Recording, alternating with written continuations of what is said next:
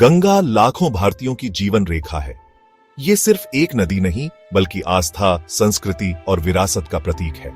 इस पवित्र नदी का भारत के धार्मिक, आर्थिक और पर्यावरणीय परिदृश्य में बहुत महत्व है। अपने ग्लेशियर उद्गम से लेकर बंगाल की खाड़ी में मिलने तक गंगा ने सदियों से सभ्यताओं का पोषण किया है। इसे देवी, मां और जीवन के स्रोत के रूप में पूजा जाता है। गंगा का महत्व उसकी भौतिक उपस्थिति से कहीं आगे जाता है। यह भारत की आध्यात्मिक और सांस्कृतिक पहचान के साथ गहराई से जुड़ी हुई है। ऐसा माना जाता है कि इसका पानी पापों को धोता है और मोक्ष प्रदान करता है। नदी के किनारे प्राचीन मंदिरों, तीर्थ स्थलों और शहरों से भरे हुए हैं। गंगा की कहानी श्रद्धा और शोषण दोनों की है। जहां एक ओर यह विस्मय और भक्ति को प्रेरित करती है, वहीं दूसरी ओर नदी को प्रदूषण और मानवीय गतिविधियों से बढ़ते खतरों का सामना करना पड़ रहा है। आने वाली पीढ़ियों के लिए इस पवित्र नदी की रक्षा करना और उसे संरक्षित रखना हमारी सामूहिक जिम्मेदारी है। गंगा की महाकाव्य यात्रा हिमालय की ऊंची चोटियों के बीच बसे गंगोत्री ग्लेशियर से शुरू होती है। अपने बर्फीले स्रोत से नदी एक गर्जना करते हुए धार के रूप में उभरती है। ऊबड़ खाबड़ पहाड़ों और गहरी घाटियों से अपना रास्ता बनाती है। यहां उत्तराखंड राज्य में गंगा भागीरथी के नाम से जानी जाती है। जैसे ही भागीरथी हिमालय से नीचे उतरती है, देवप्रयाग में एक और शक्तिशाली नदी अलकनंदा इसमें मिल जाती है। यह संगम गंगा के जन्म का प्रतीक है। जैसा कि हम जानते हैं, यहां से नदी उत्तर भारत के मैदानों से होकर बहती है, उपजाऊ भूमि के विशाल क्षेत्रों का पोषण करती है। गंगा अंततः बंगाल की खाड़ी में मिलने से पहले उत्तर प्रदेश, बिहार, झारखंड और पश्चिम बंगाल सहित कई राज्यों से होकर गुजरती है। अपने रास्ते में इसमें कई सहायक नदियां मिलती हैं, जिनमें से प्रत्येक इसकी विशाल मात्रा और पारिस्थितिक विविधता में योगदान करती है। नदी की यात्रा प्रकृति की परस्पर संबद्धता और जीवन को बनाए रखने वाले नाजुक संतुलन का प्रमाण है। हिंदू धर्म में गंगा का एक अद्वितीय स्थान है। यह केवल एक नदी नहीं, बल्कि एक देवी है, जिसे गंगा माता के रूप में पूजा जाता है। स्वर्ग से उनका अवतरण त्याग और करुणा की कहानी है, एक कहानी जो पीढ़ियों से चली आ रही है। हिंदुओं का मानना है कि गंगा में स्नान करने से पाप धुल जाते हैं और आत्मा जन्म और मृत्यु के चक्र से मुक्त हो जाती है। नदी के जल को पवित्र माना जाता है और इसका उपयोग विभिन्न धार्मिक समारोहों और अनुष्ठानों में किया जाता है। गंगा के किनारे तीर्थ स्थल जैसे हरिद्वार, वाराणसी और प्रयागराज हर साल लाखों श्रद्धालुओं को आकर्षित करते हैं। ये शहर भजनों के जप, धूप की खुशबू और आस्था के उत्साह से जीवंत हो उठते हैं। गंगा सिर्फ एक नदी नहीं है, यह भारत की आध्यात्मिक धमनी है, पवित्रता, आस्था और मोक्ष का प्रतीक है। अपने आध्यात्मिक महत्व से परे गंगा उत्तर भारत की आर्थिक रीढ़ भी है। इसका उपजाऊ बेसिन एक विशाल कृषि उद्योग का समर्थन करता है, जो लाखों लोगों को जीविका प्रदान करता है। नदी का पानी चावल, गेहूं, गन्ना और अन्य फसलों के खेतों की सिंचाई करता है, जिससे बड़ी आबादी के लिए खाद्य सुरक्षा सुनिश्चित होती है। गंगा मछली पकड़ने, कपड़ा और निर्माण सहित विभिन्न उद्योगों का भी समर्थन करती है। इसका पानी अनगिनत लोगों के लिए आजीविका का स्रोत प्रदान करता है। मछुआरों से लेकर जो अपने जाल डालते हैं, कारखाने के कर्मचारियों तक जो मशीनरी चलाते हैं। ऐतिहासिक रूप से गंगा एक प्रमुख व्यापार मार्ग के रूप में कार्य करती थी, जो अंतर्देशीय शहरों को तट के साथ बंदरगाहों से जोड़ती थी। आज अंतर्देशीय जल मार्गों को पुनर्जीवित करने के प्रयास चल रहे हैं। परिवहन और वाणिज्य के लिए नदी की विशाल क्षमता का उपयोग किया जा रहा है।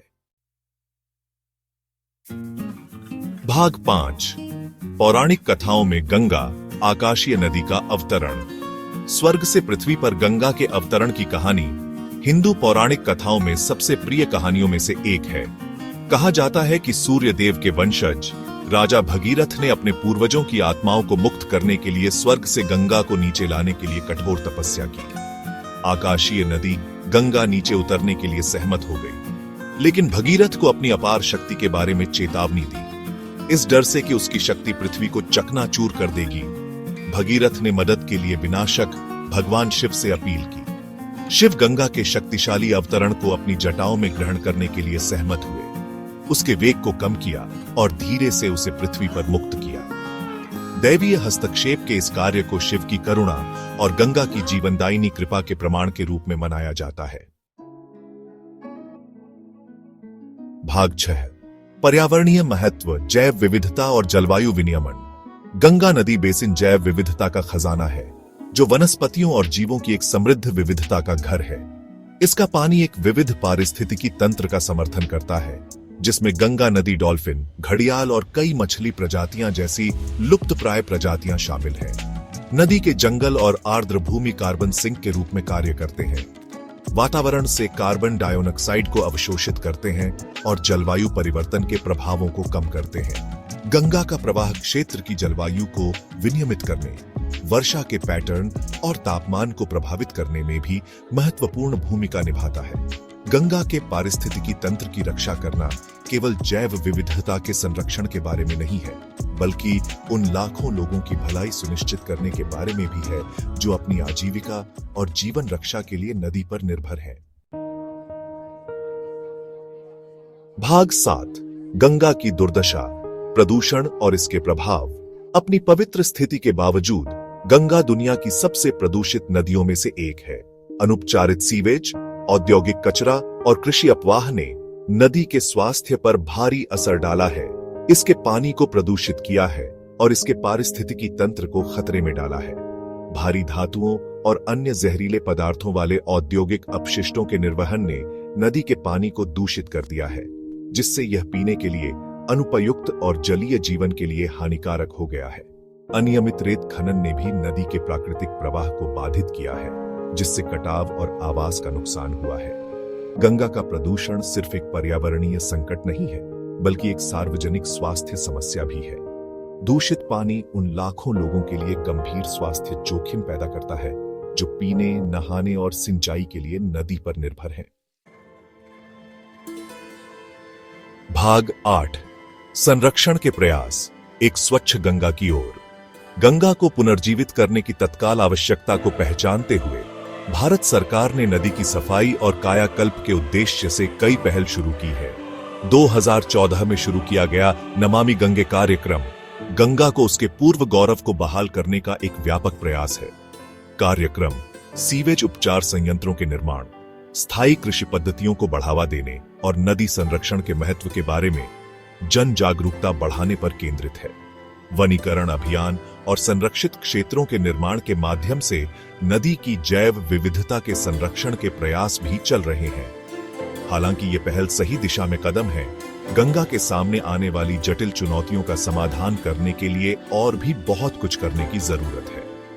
नदी के दीर्घकालिक स्वास्थ्य के लिए सामुदायिक भागीदारी, पर्यावरणीय नियमों का कठोर प्रवर्तन और स्थायी जल प्रबंधन पद्धतियां महत्वपूर्ण हैं। भाग 9 निष्कर्ष, गंगा एक साझा जिम्मेदारी। गंगा केवल एक नदी से कहीं अधिक है। यह भारत की सांस्कृतिक और आध्यात्मिक विरासत का प्रतीक है। इसके जल ने सदियों से जीवन को बनाए रखा है, आस्था को प्रेरित किया है और सभ्यताओं का पोषण किया है। हालांकि नदी का स्वास्थ्य खतरे में है। प्रदूषण, अति निष्कर्षण और मानवीय लापरवाही से खतरा है। गंगा को पुनर्जीवित करने का कार्य केवल सरकार की जिम्मेदारी नहीं है, बल्कि प्रत्येक नागरिक का सामूहिक कर्तव्य है। हमें याद रखना चाहिए कि गंगा का शोषण करना हमारा नहीं है, बल्कि हमारे पूर्वजों द्वारा हमें सौंपा गया एक पवित्र अमानत है। आने वाली पीढ़ियों के लिए इस जीवन रेखा की रक्षा करना और उसे संरक्षित रखना हमारा कर्तव्य है। एक साथ काम करके हम यह सुनिश्चित कर सकते हैं कि गंगा सदियों तक शुद्ध और जीवनदायिनी बनी रहे।